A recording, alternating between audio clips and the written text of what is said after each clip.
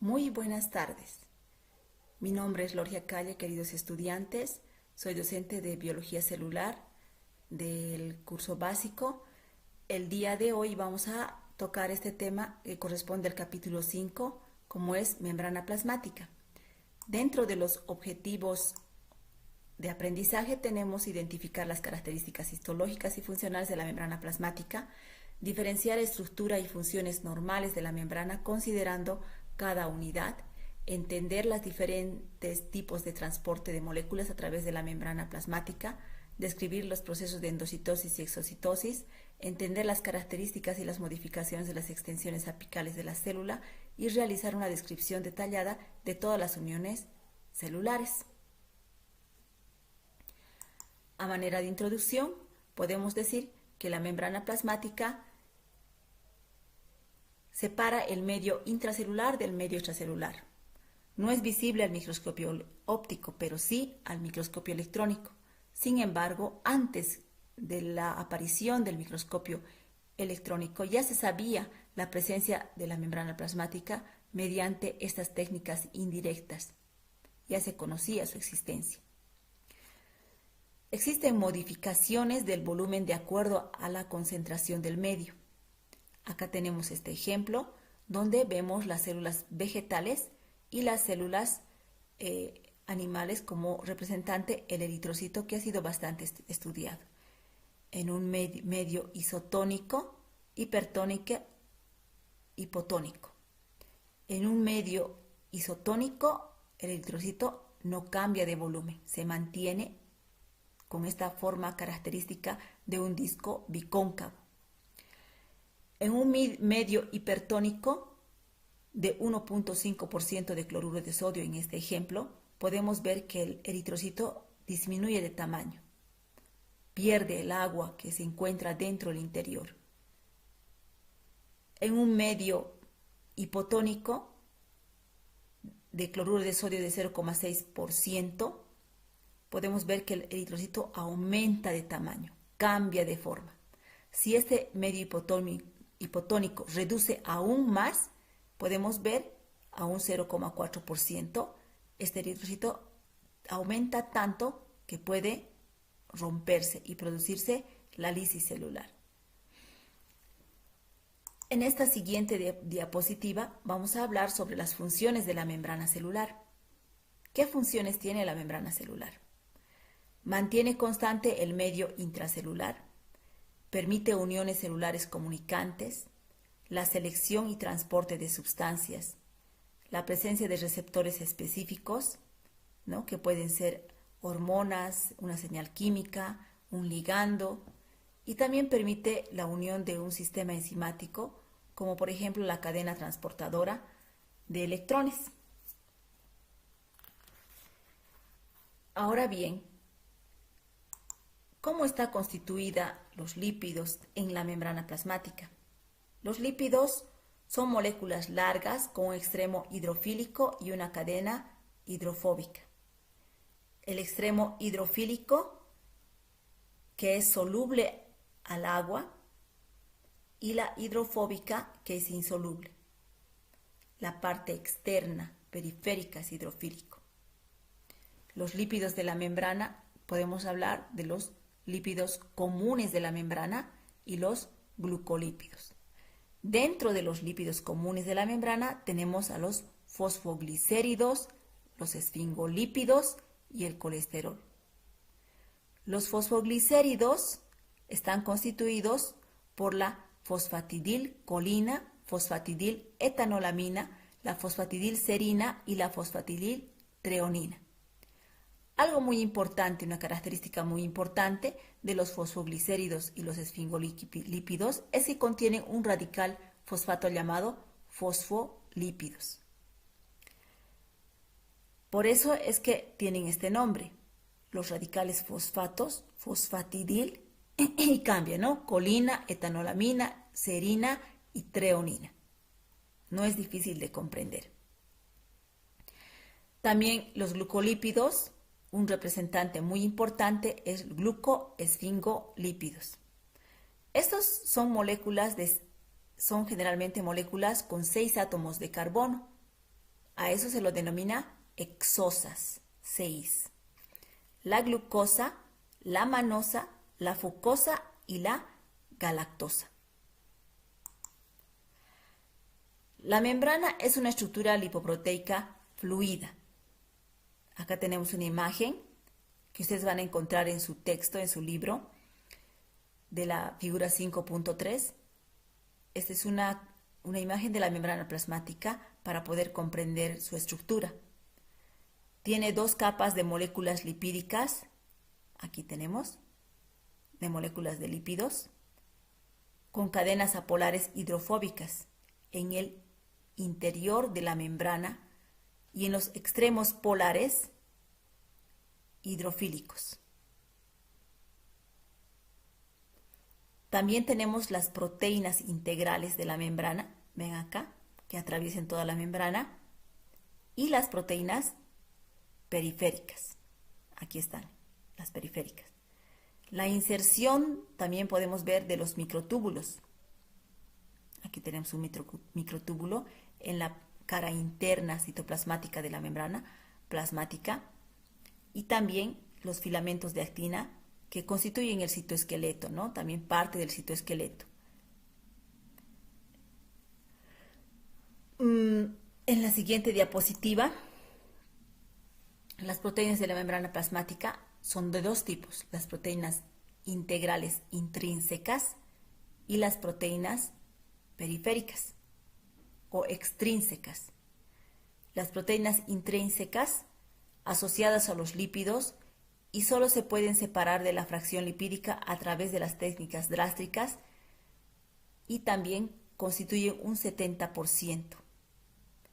Acá vemos las proteínas integrales que atraviesan todo el espesor de la membrana, intrínsecas. Las glucoproteínas responsables de los grupos sanguíneos, NN, también son proteínas integrales. Proteínas de transporte, también los receptores de hormonas, fármacos y lectinas son proteínas integrales que atraviesan todo el espesor de la membrana. Esas proteínas intrínsecas se llaman también transmembrana. ¿Por qué? Porque atraviesan toda la membrana. También se le conoce, aquí tenemos un ejemplo de proteína intrínseca, las proteínas transmembrana de pasaje múltiple. ¿Por qué? Como pueden ver acá ustedes, atraviesa todo el espesor de la membrana en varias oportunidades. Por eso se llama pasaje múltiple. Este es el medio extracelular para que nos podamos dar cuenta. Y tenemos aquí una proteína periférica por fuera. Y el medio intracelular. Cuando hablamos de las proteínas extrínsecas, estas se pueden aislar con soluciones salinas. Las otras con técnicas drásticas, ¿no? Dijimos, por ejemplo, utilizando detergentes. Se unen a las moléculas de fosfatidilinositol. Las proteínas de membrana de los eritrocitos han sido las más estudiadas. Es por eso que acá vamos a hablar de 3 tipos de proteínas que presentan los eritrocitos y son la espectrina, la banda 3 y la glicoforina. La espectrina tiene 2 polipéptidos, una proteína del citoesqueleto que forma el disco bicóncavo, una característica del glóbulo rojo del eritrocito. La banda 3, una proteína transmembrana de intercambio del bicarbonato con el cloro en el proceso de la liberación del CO2, porque el eritrocito participa, ¿no?, en el intercambio de oxígeno, del CO2 y el oxígeno. Participa esta proteína. Entonces, también la glucoforina es una proteína también intrínseca de la membrana del eritrocito. Esta es transmembrana y forma parte del glucocálix o del glicocálix.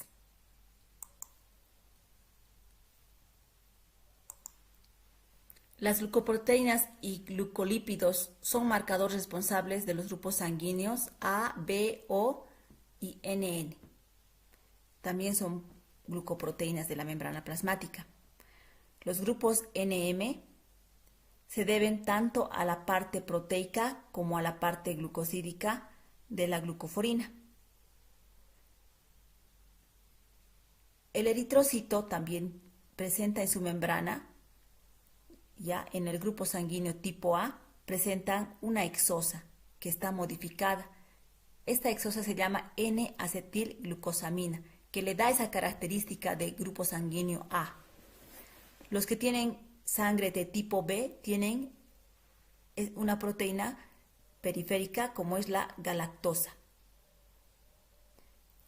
Aquellas personas que tienen un grupo sanguíneo de tipo AB tienen la presencia de hidratos de carbono, como por ejemplo la galactosa y la N-acetilgalactosamina. Estas dos, la galactosa, estas dos, por eso se llaman tipo AB, en la misma posición.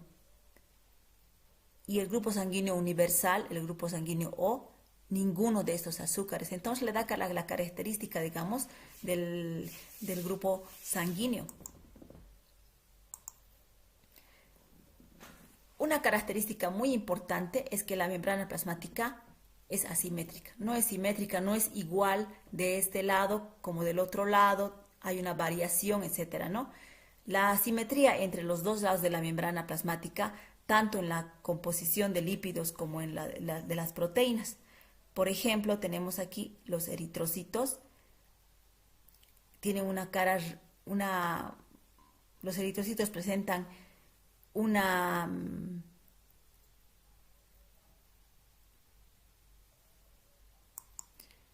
los eritrocitos en la cara externa se encuentran en gran cantidad la fosfatidilcolina, en la parte interna la fosfatidiletoanolamina y la fosfatidilserina. En la cara citoplasmática tenemos proteínas periféricas que se unen al citoesqueleto y en la cara externa las proteínas integrales que se suman a los hidratos de carbono.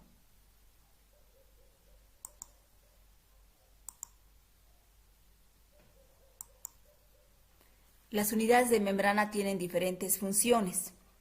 En el microscopio electrónico, la membrana plasmática aparece como dos capas oscuras separadas por una capa central. Acá tenemos, esta es una imagen, podemos ver dos capas oscuras separadas por una capa central. Esta parte central corresponde a los lípidos apolares.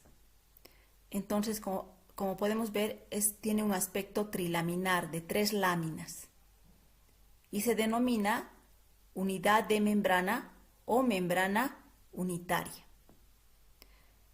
En esta imagen que ustedes pueden ver en la figura 5.6, acá tenemos la membrana plasmática por microscopía electrónica y se ha realizado una criofractura de la capa interna y la capa externa, vean acá, de la membrana.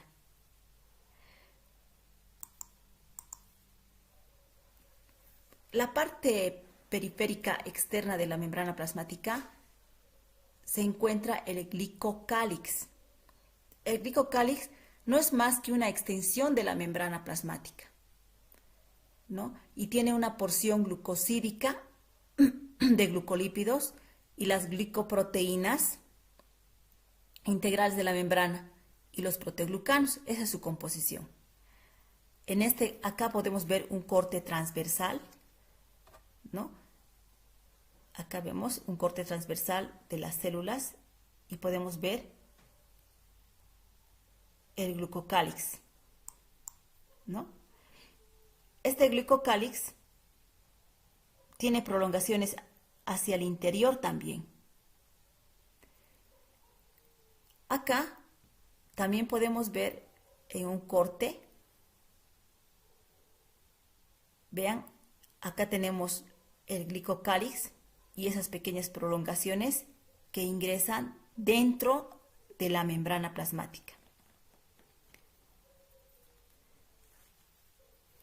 También presentan una glucoproteína, el glucocálix, que es muy característico, que es la fibronectina. Forma parte del glicocálix la fibronectina y también del fibronexus. En esta siguiente diapositiva, una característica muy importante es que la membrana plasmática tiene una función que es el del reconocimiento celular. Las células se reconocen entre sí. Por lo tanto, existe una especificidad celular de la superficie celular y permite un reconocimiento entre sí y una relación en común. ¿Mediante qué? Mediante este complejo mayor de histocompatibilidad. El complejo mayor de histocompatibilidad son de dos tipos, el de tipo 1 y el tipo 2. Este complejo mayor de histocompatibilidad que presenta la membrana plasmática son glucoproteínas. Son moléculas que tienen una parte constante y una parte variable.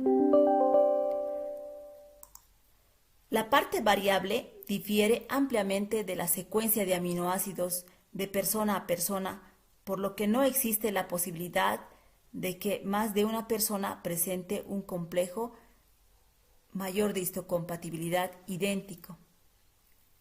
Es por eso que una persona no puede, digamos, donar un órgano y posteriormente exista, digamos, el riesgo de que presente un rechazo a ese órgano, gracias a este complejo de histocompatibilidad. No somos idénticos, todos somos únicos por esta variabilidad. En los gemelos, sí, son idénticos, su complejo mayor de histocompatibilidad, pueden donarse y no sucede nada, no hay posibilidad de rechazo, etc. Eso ustedes ya van a ver cuando ingresen a la carrera de medicina, en el primer año van a ver a detalle sobre este tema. También existe una característica de la inhibición por contacto. ¿Qué es la inhibición por contacto? Por ejemplo, si nosotros colocamos una célula en un cultivo de dos tipos celulares diferentes en un solo medio de cultivo, crecen y pueden chocar, la mitosis cesa. ¿Qué quiere decir eso?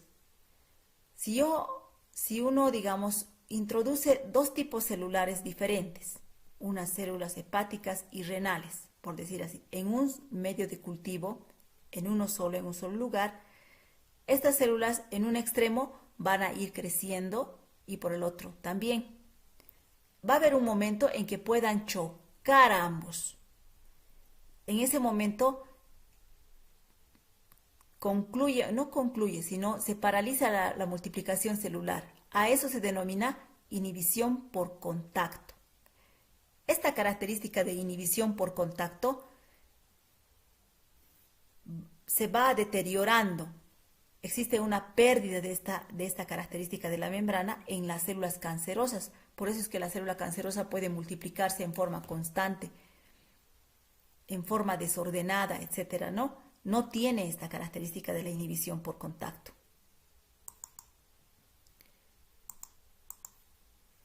El transporte a través de la membrana.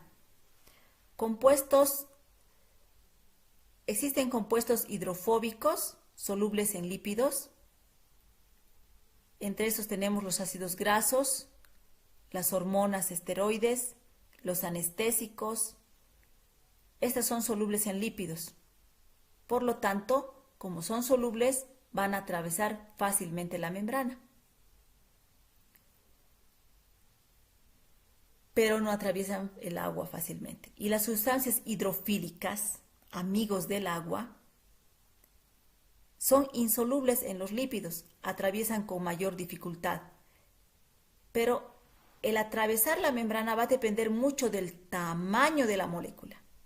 Si la molécula es pequeña, va a poder atravesar mucho más fácil como si fuera una molécula grande. Y también de la composición química. Veamos estos ejemplos. El transporte a través de la membrana. Cuando hablábamos hace un momento de las soluciones isotónicas, hipertónicas, hipotónicas. Acá vamos a hablar del eritrocito. En un medio hipotónico, acá estas dos son los ejemplos en el medio hipotónico, las células van a aumentar de volumen. Si es más bajo la hipotonicidad, en otras palabras, de 0,4%, puede aumentar tanto el volumen que puede dañarse, puede romperse la membrana celular y producirse la lisis celular. El otro extremo, el medio hipertónico. ¿Qué va a pasar? Es lo opuesto, las células van a reducir de tamaño. Acá tenemos una solución de 1,5%, medio hipertónico. Disminuyen de volumen. Y en un medio isotónico, el eritrocito no cambia de volumen, no aumenta, no disminuye, etc. Y mantiene esa forma bicóncava característica. No cambia. En la célula animal, en el eritrocito en este caso. En este siguiente ejemplo, en la célula vegetal, hay una diferencia muy importante. La célula vegetal presenta la pared de la celulosa. Vean, tiene una pared celular. ¿Qué pasa en un medio hipotónico? Las células, en este medio hipotónico, las células aumentan de volumen, pero no se rompe por la pared de celulosa. Aumentan, pero no ocurre como el eritrocito que se rompe y presenta la lisis celular. Acá no, pero sí se separa la pared de la membrana. A eso se denomina desplasmólisis. En una solución hipertónica, el otro extremo de 1,5% de cloruro de sodio a una concentración, las células van a disminuir de volumen, separando el citoplasma de la pared celular. En una solución isotónica, el volumen y la forma de las células no cambian. Ese es un ejemplo cuando nosotros aplicamos, digamos, a una célula en este tipo de soluciones. Vamos a hablar también ahora de la difusión pasiva que ocurre en la membrana plasmática. ¿De qué depende? De una distribución del soluto tiende a ser uniforme. Normalmente la distribución de los solutos tiende a ser uniforme. Entonces va a depender de la concentración de los solutos. Donde haya mayor concentración, el soluto va a ir hacia una menor concentración. Entonces va a haber un transporte de mayor a menor concentración. No va a utilizar energía este tipo de transporte, la difusión pasiva. No utiliza energía y es un proceso físico de difusión a favor de un gradiente de concentración. Atraviesa fácilmente. En el transporte activo, a diferencia del pasivo, hay un consumo de energía que está proporcionada por el ATP. En esta imagen ustedes pueden ver, se está transportando sodio y se está transportando también del interior hacia el exterior el potasio. Entonces, en ese transporte activo hay consumo de energía. Ven acá, tenemos el adenosin trifosfato, va a perder un fosfato, ADP, adenosin difosfato, solamente 2 moléculas y el fosfato que pierde. Entonces no tiene 3 fosfatos, ¿no? Acá tiene 3 fosfatos y aquí 2 fosfatos. Por tanto, está utilizando energía para realizarse este transporte. El soluto en solución activa se transporta entonces contra un gradiente de concentración. No es como la difusión pasiva, que es a favor de un gradiente. Depende de la concentración del soluto, ¿no? A favor de un gradiente de concentración. Otro tipo de transporte es la difusión facilitada. Transporte de sustancias como la glucosa y algunos aminoácidos. Vean acá, se está transportando la glucosa. en este caso sin gasto de energía. Y la difusión procede a favor de un gradiente, pero a una velocidad más alta que la difusión pasiva. Una proteína está realizando ese transporte de la glucosa al interior de la célula. Transporte impulsado por gradientes iónicos. Tenemos el cotransporte y el sinporte y antiporte. El cotransporte, la célula puede utilizar la energía potencial de los gradientes de iones de sodio, potasio e hidrógeno para transportar moléculas y iones a través de la membrana. Le llamamos transporte de glucosa, se realiza con el transporte de sodio. La glucosa puede transportarse con el sodio. A eso se llama cotransporte, como vimos anteriormente, en la anterior figura, ¿no? Con consumo de energía proporcionado por un gradiente, pero del sodio.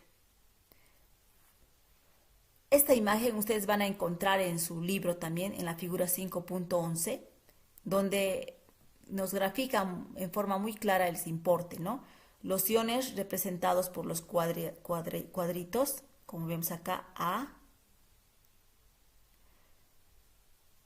más concentrados en el medio, o sea, hay una mayor concentración en este medio extracelular, van a impulsar a la molécula, a esta molécula B, al interior de la célula. ¿Vean? Y esta molécula que necesita ser transportada, va a atravesar la membrana plasmática. En este caso, estos dos, ¿no? Esta molécula que tiene mayor concentración va a impulsar a la molécula B para ingresar. A eso se denomina sinporte. ¿Y qué ocurre con el antiporte? Es al revés. La molécula es transportada en dirección opuesta al movimiento de los iones. Esta molécula va a ingresar y esta otra molécula va a salir de la membrana. Entonces se llama antiporte. Cuando ambas van a ingresar, esta va a avientar a la otra, va a empujar a la otra, se llama sinporte. Esa es la diferencia. El ion proveedor de energía se mueve hacia el citoplasma. La molécula transportada se transfiere fuera de la célula y viceversa, lo que les indiqué en este momento. Otra característica de la membrana plasmática es la fagocitosis. La fagocitosis, ustedes pueden ver esto en la figura 5.12 de su libro también. La célula engloba en su citoplasma partículas sólidas visibles al microscopio óptico. La célula, gracias a la formación de pseudópodos, engloba en el citoplasma esas partículas. La combinación sucesiva de las moléculas, ¿no?, del factor 3 con los receptores, que se compara con un cierre de cremallera. Vean acá.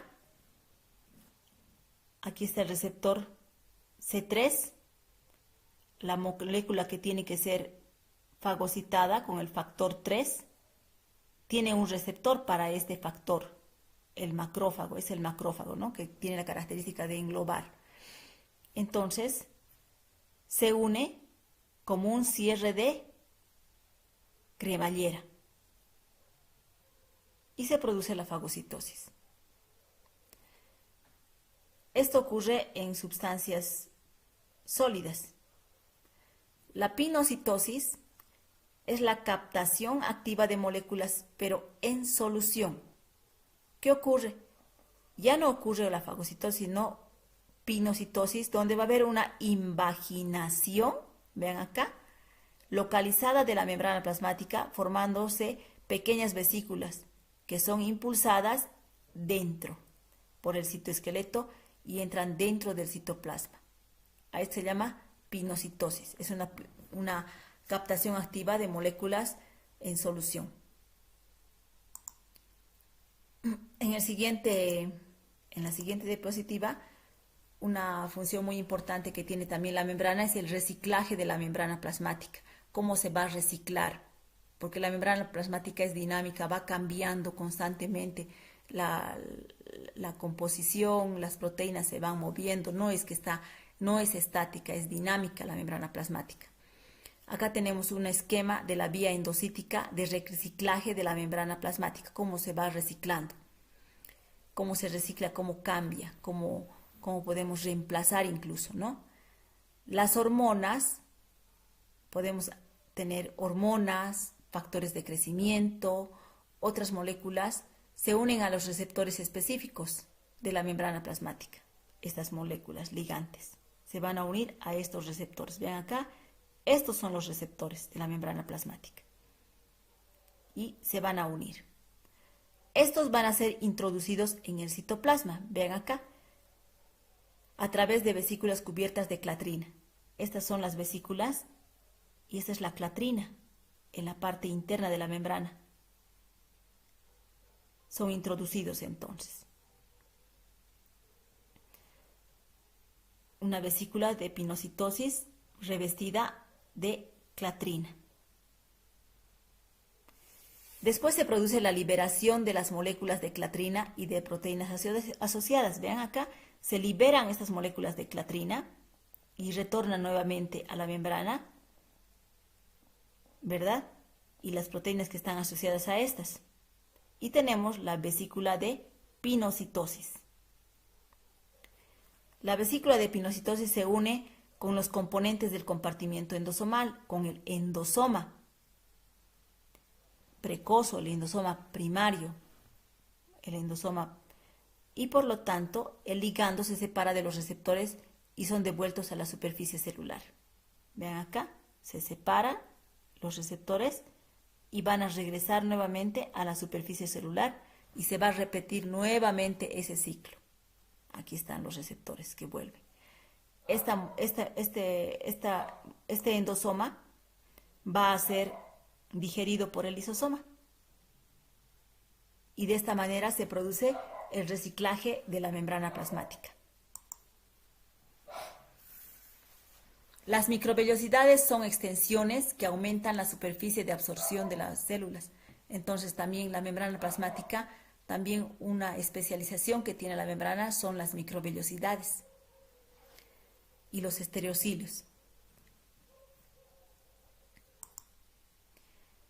Las microvellosidades son expansiones del citoplasma, contiene microfilamentos de actina, también mantienen la forma de las células y presentan en las microvellosidades el glucocálix bastante desarrollado. Entonces tienen estos. Ven acá, es una microvellosidad. Y tenemos los estereocilios, que son especializaciones apicales que aumentan la superficie de las células epiteliales. Aquí están los estereocilios. No contienen ni la estructura ni la capacidad de movimiento de los cilios verdaderos. Se encuentran presentes en las células epiteliales los estereocilios, especialmente en el epidídimo y el tracto genital masculino. Estas dos imágenes ustedes van a encontrar en el libro también. La adhesión entre las células a través de las CAM, glucoproteínas de transmembrana. ¿Qué significa CAM? CAM significa moléculas de adhesión celular. Eso significa CAM. Las moléculas de la membrana son responsables de la adhesión entre las células y se denominan CAM. Las CAM son receptores de la superficie especializada en reconocer otras células y adherirse a ellas para formar los tejidos y órganos. Acá tenemos las glicoproteínas integrales de transmembrana, es decir, con un extremo de las moléculas expuestos en la superficie celular y en el otro extremo también podemos ver aquí las claderinas que mantienen la adhesión en concentraciones normales de calcio. Entonces, estas son glucoproteínas integrales que son transmembrana.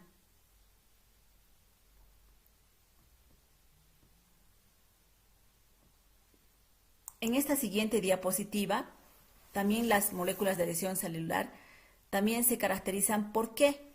porque son inmunoglobulinas, son moléculas que se asemejan a los anticuerpos de inmunoglobulinas, estas ICAM, que son características, por ejemplo, las CCAM, característicos en los hepatocitos, las NG-CAM, las moléculas de adhesión celular CAM, ¿no? NG, en las neuronas y las células gliales. También el ICAM en los otros tipos celulares. Estructuras especializadas aseguran la unión celular, sellando el espacio intercelular y la comunicación entre las células. ¿Cuáles son esas estructuras? Los desmosomas o uniones adherentes, la unión oclusiva o sonula occludens o onic junctions, la unión comunicante, nexo o gap junctions. Acá en esta imagen que ustedes van a ver también en su libro, tenemos los desmosomas. Vean, varios desmosomas. Y aquí en una imagen grande, un desmosoma también. Es la característica. En esta siguiente diapositiva vamos a hablar también del desmosoma, que es muy importante. También se la llama mácula adherens. Vean, esta es la placa desmosomal. En la placa desmosomal vamos a encontrar los filamentos intermedios. Esta es la membrana plasmática, ¿no? Las claderinas, que están relacionadas con la concentración de calcio.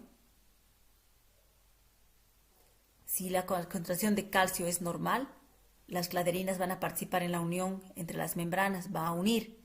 Si la concentración de calcio reduce, las membranas pueden separarse.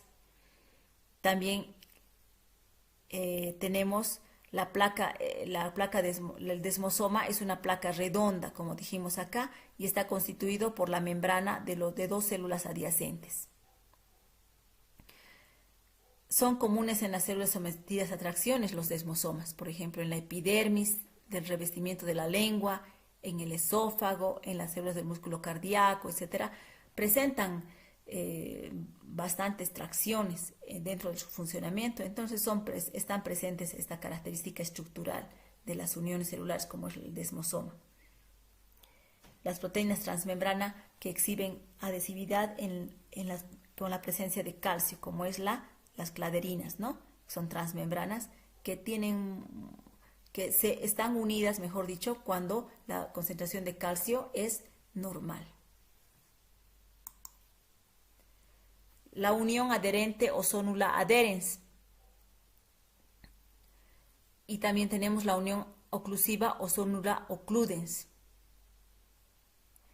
Rodea la parte apical de las células la unión adherente y se encuentran en un epitelio cilíndrico simple y son sensibles a los niveles de calcio también por las claderinas. Vean aquí calcio. Es muy importante la presencia de calcio. Después, en la unión oclusiva o sonula occludens, tenemos la banda continua en la parte apical de ciertas células epiteliales. Vean acá. La función de las cubiertas externas de la membrana sella total o parcial el tránsito de iones y de las moléculas y permite diferentes potenciales eléctricos entre los dos lados de la capa epitelial. Esas son las características de la sonula adherens y la oclusiva o sonula occludens. Y el complejo de unión. El complejo de unión, vean acá, está constituida por las uniones oclusivas, la unión adherente y los desmosomas.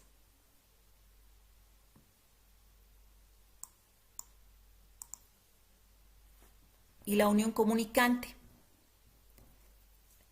es el nexo o unión en hendidura o gap junctions que hablamos, ¿no? Esto también está en la figura 5.27 en el libro. Presentes en las células epiteliales de revestimiento glandular muscular lisa, cardíaca y nerviosa. Está formada por conexonas de 7 milímetros. Son estructuras tubulares, un poro hidrofílico, consta de 6 unidades proteicas. En esta imagen podemos ver el deslizamiento de las moléculas proteicas de la unión que cierra la abertura central a través de la cual las células adyacentes se comunican. Vean.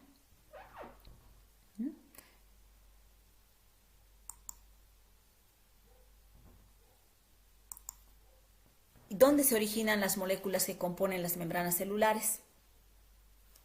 Los lípidos se sintetizan en el retículo endoplásmico liso. Los lípidos y van a constituir parte de la membrana celular.